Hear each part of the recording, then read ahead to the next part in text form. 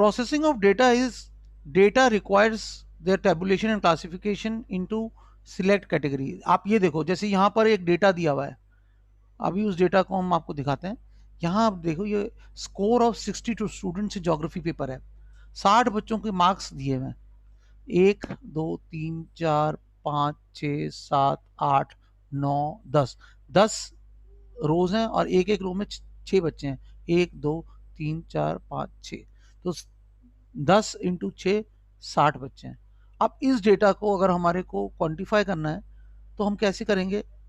वो क्या कर रहा है कि इस डेटा में से उसने अपने ग्रुप बना लिए, 1 to 10, 10 to 20, 20 to 30, 30 to 40, 40 to 50, अब 50 to 60, 60 to 70, 70 to 80, 80 to 90, 90 to 100। अब इस तरीके से उसने ग्रुप बना लिया। इस ग्रुप के हिसाब से उसने क्या किया, उसने इस डेटा को, जरा आप ध्यान से देखना, यहाँ पर मैं कोशिश कर रहा हूँ कि सारा का सारा डेटा एक ही बार में दीजिए आपको। ये देखिए, ये डेटा है, ये मार्क्स हैं। तो इसने क्या किया कि जो थोड़ा सा कोशिश करता हूँ और बड़ा करने की। हाँ, तो ये जो बच्चे हैं ये आपको दिख रहे हैं, जैसे पहला बच्चा है 47, तो 47 कहाँ जाएगा?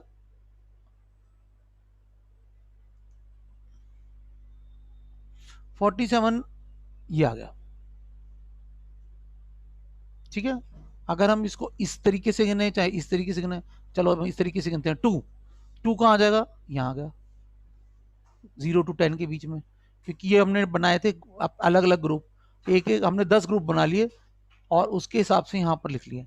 अब जितने बच्चे आते जाएंगे 39, ये एक बच्चे के 39 मार्क्स आए, उसको हमने देखा 39 मतलब इस वाले ब्लॉक में आया हुआ है, यहाँ लिख दिया। तो इस तरीके से उसने सारे बच्चों के नाम एक एक करके यहाँ पर लिख दिए, जितने भी उसके मार्क्स थे, कॉमा लगा लगा के। फिर उसने देखा 0 to 10 में कितने बच्चे हैं, 1 2 3 4, 4 लिख दिया। तो इसने cross and tally method use किया, इसको कहते हैं क्रॉस एंड टेली मेथड। ये देखो, ये लाइनें खींची हुई हैं, क्योंकि यहाँ पर ये लाइनें खींची हुई हैं, तो ये 4 क्रॉस हैं।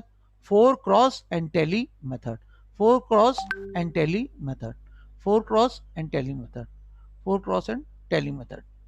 तो ये आपका मेथड है। इसमें जैसे यहाँ पर देखो 1 2 3 4 5 6, तो यहाँ पर 6 हैं, तो यहाँ पर उसने 4 बार लाइनें खींची और ये ऐसे खींच दिया, ये हो गया 5 और ये हो गया 6।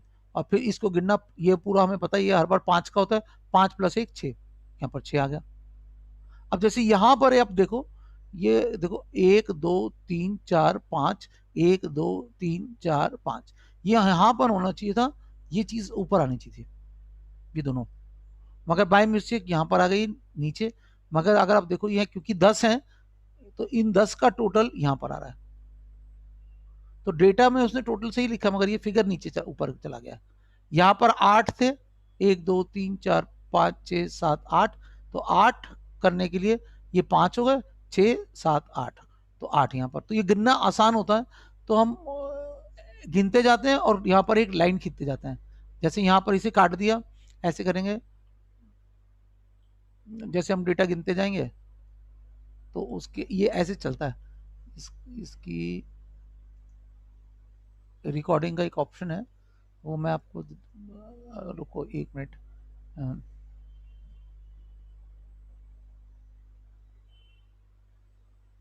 हाँ, जैसे हमने गिना 47, हमने यहाँ पर लगा लिया, तो 47 को काट दिया।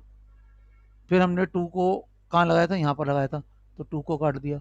ऐसे करके यहाँ काटते जाते हैं और यहाँ पर टैली लगाई, लाइनें खींचते जाते हैं। फिर आखिर में वो पूरी लाइनें यहाँ पर 60 होनी चाहिए, क्योंकि डेटा 60 का था, तो उस तरीके से ये डेटा कंप्लीटली समझ जाया जा सकता है।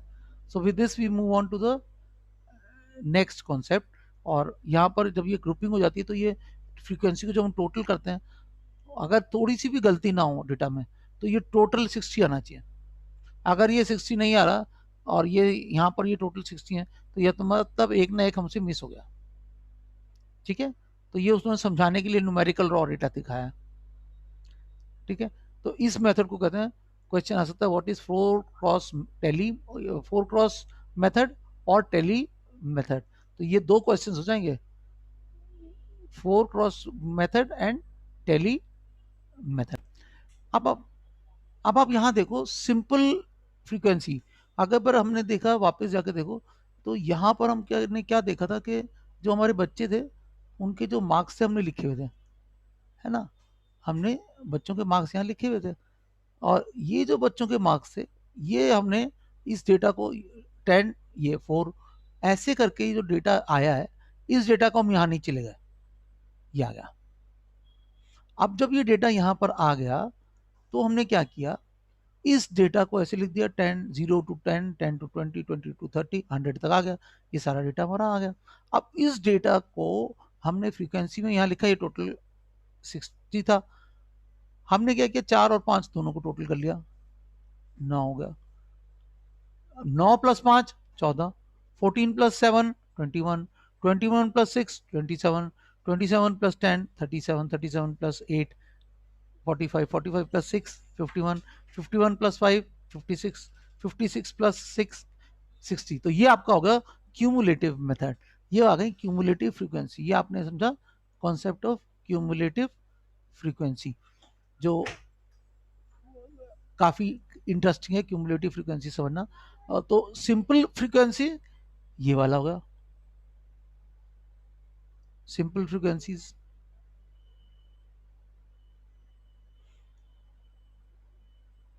है ना, और ये वाला होगा ये सम ऑफ फ्रीक्वेंसीज हो गया,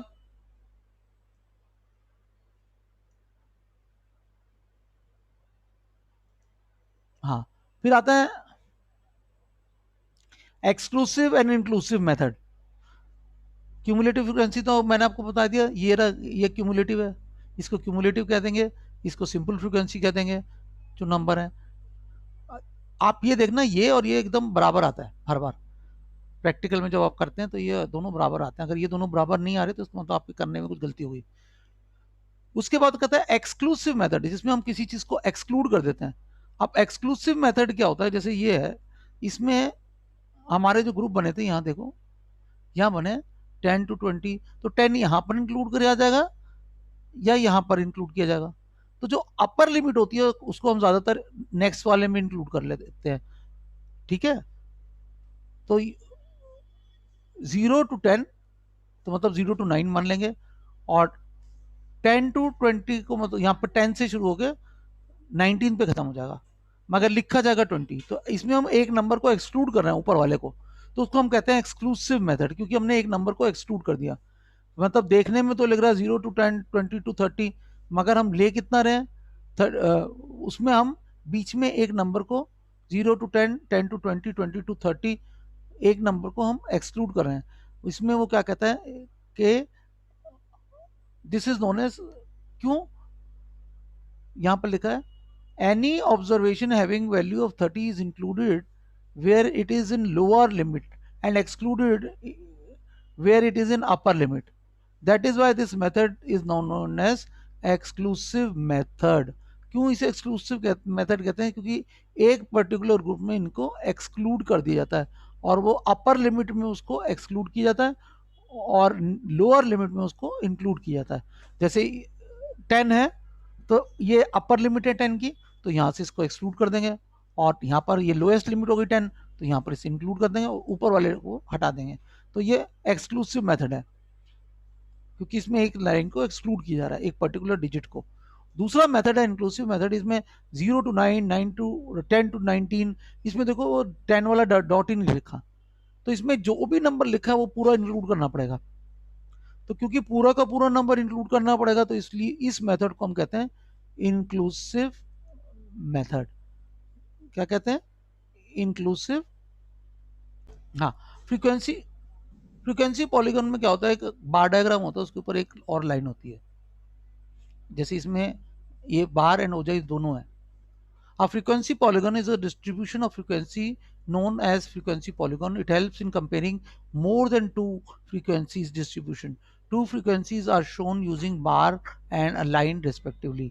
तो frequency polygon में bar and line को यूज किया जाता है, और एक से ज्यादा लाइनें भी यूज करी जा सकती हैं, इसका मतलब तभी टू और मोर फ्रीक्वेंसीज कह रहा है ना। जब भी उसने कहा टू और मोर मतलब दो से ज्यादा भी यूज कर सकता है। ओजाइव, ओजाइव जो है ये जो वर्ड है ओ गिव लिखता आता है मगर बोला जाता है इसे ओ जाइव, समझ में? तो ओ गिव नहीं है, ये ओ जाइव है, ठीक है। हम देखते हैं व्हेन फ्रीक्वेंसीज आर एडेड, अगर हम फ्रीक्वेंसीज को ऐड करते जाएं एक के साथ एक क्यूमुलेटिवली ऐड करते जाएं और उनको प्लॉट करें, तो जो फिगर होगा ना वो लाइन ऊपर चली जाएगी। तो ऐसा फिगर जिसमें लाइनें ऊपर को जा रही हैं ये लेस देन हो जाइव है। अब ये लेस देन हो जाइव क्यों है? क्योंकि ये लेस देन 10 इतने बच्चे थे, लेस देन 20 इतने बच्चे थे, लेस देन 30 इतने बच्चे थे, लेस देन 40 इतने बच्चे थे, समझ में? तो लेस देन 60 इतने बच्चे थे, लेस देन 70 कितने थे? तो वो जो है ऊपर को जा रहा है ऐसे। उसके बाद हम देखते हैं अगर मोर देन, अगर हम देखें सारे के सारे नंबर मोर देन जीरो कितने हैं, सारे नंबर जीरो से कम मोर थे, तो ये नीचे चला जाएगा। 10 से कितने कम थे? तो देखो 10 से कम कितने हैं, वो कह रहा है 56 वाला पॉइंट आ जाएगा। 10 है ना, मोर देन 20 51, तो ये ऐसे प्लॉट हो जाएगा। दोनों को जब हम साथ में प्लॉट कर देते हैं तो ये कैसा बन जाता है, less than and more than, तो एक क्रॉस सा बन जाता है। तो लेस देन में हम कह रहे हैं लेस देन 10 से हमने शुरू किया क्योंकि हमारा डेटा 10 वाला था, और ये मोर देन जीरो से, तो सारे ही नंबर जीरो से मोर है तो 60 के 60 बच्चों के मार्क्स जीरो से ऊपर है। मोर देन 10 जो 4 बच्चे के लेस देन 10 आए थे वो हट जाएंगे। अब मोर देन 20 में जो 4 बच्चों के लेस देन 10 आए थे वो भी हटेंगे, प्लस और कौन हटेगा, जो नेक्स्ट ग्रुप में थे। और नेक्स्ट ग्रुप में कितने बच्चे थे, यहाँ पर आप देख लो, इस डेटा में आपको दिख जाएगा आराम से। यहाँ पर आप, मैं अभी इसे दिखा देता हूँ आपको, एक बार फिर से देखो। अगर मैं कहूँ कितने बच्चों के लेस देन 10 मार्क्स आए थे, हैं? तो अगर हम देखें तो जो हमारा डेटा दिया हुआ है ये है ना, लेस देन 10 कितने बच्चों या मोर देन 10 कितने बच्चों के आए थे, तो ये तो लेस देन 10 है ना, 4 बच्चे। तो हम 4 बच्चों को इसमें से हटा देते हैं। यहाँ पर एक और लाइन अगर खिंची होती तो आपको समझ आता मोर देन 10, तो जितने भी बच्चों के 10 से ज्यादा मार्क्स हैं, तो 10 से नीचे कितने बच्चे हैं उनको हटा देना पड़ेगा। वो कितने थे, 4, तो 4 बच्चे हट जाएंगे, है ना। तो अगर हम लेस देन 10 में देखेंगे तो उसने कहा 10 से नीचे कितने बच्चों के थे, 4, तो ये जब इसे, और लेस देन 20 9, ये क्यूमुलेट करता हुआ ले रहा है तो लाइन ऊंची उठ रही है। अब उसने कहा मोर देन जीरो, अगर हम कहें जी मोर देन जीरो कितने बच्चों का, तो आपकी 60 के 60 बच्चों का, 100 से तो ज्यादा, एक नंबर जीरो से तो ज्यादा ही था सर। फिर आप कहोगे मैं पूछूँ अच्छा 10 से कम से ज्यादा कितने बच्चों के था, तो आप कहोगे 4 बच्चों का नहीं था, 4 बच्चों का 10 से कम था। तो इसका मतलब 60 में से अगर मैं 4 काट दूंगी तो 56 बच जाएगा, है ना। ये डेटा जो है less than and more than के साथ ये वाला जो फिगर है, ये ये वाला डेटा। अब इसको यहाँ देखो, ये लेस देन का है ना, लेस देन का, और यहाँ पर देखो ये भी ऐसे ही जा रहा है, बिल्कुल लेस देन की तरह जा रहा है क्यूमुलेटिव फ्रीक्वेंसी। लेस देन 10 कितने ने, 4, लेस देन 20 कितने, 5, मगर लेस देन 20 में 4 और 5 दोनों जुड़ जाएंगे, 9 हो गया। लेस देन 30 कितने होंगे, तो 4 5 और 9 तीनों को जो 4 और 5 को जोड़ेंगे जब, तो 14 हो जाएगा। तो हम यहां से लेते जाते हैं, इसने 14 को लिया प्लस 7 किया 21 आ गया, तो ये लेस देन कितना होगा, 40 होगा। इस तरीके से हम क्यूमुलेटिव इसको ऊपर और नीचे लेके जाते हैं।